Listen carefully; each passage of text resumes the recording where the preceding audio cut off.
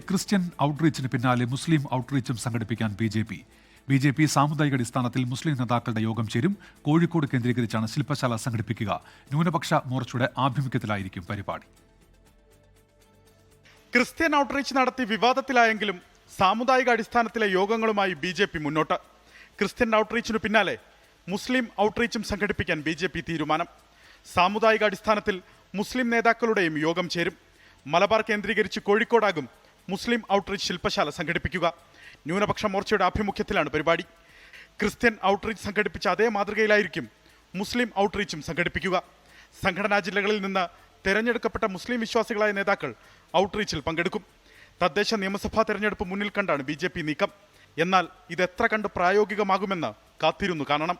നേരത്തെ ഈസ്റ്റർ ദിന നയതന്ത്ര സമയത്ത് ക്രൈസ്തവ ഭവനങ്ങൾ സന്ദർശിച്ച മാതൃകയിൽ മുസ്ലിം ഭവനങ്ങളും സന്ദർശിക്കുമെന്ന് സംസ്ഥാന പ്രഭാരിയായിരുന്ന പ്രകാശ് ജാവ്ദേക്കർ പറഞ്ഞിരുന്നു. എന്നാൽ ഇത് സംസ്ഥാനത്ത് നടപ്പിലായിരുന്നില്ല. അലക്സ് റാം മുഹമ്മദ്, 24, തിരുവനന്തപുരം. ലോകത്തെവിടെയായാലും ഏത് സമയത്തും 24 വാർത്തകളും ഓഗ്മെന്റഡ് റിയാലിറ്റി പാക്കേജുകളും എക്സ്പ്ലെയിനറുകളും വിശദമായി കാണാൻ ഞങ്ങളുടെ യൂട്യൂബ് ചാനൽ നിങ്ങൾക്ക് സബ്സ്ക്രൈബ് ചെയ്യാം.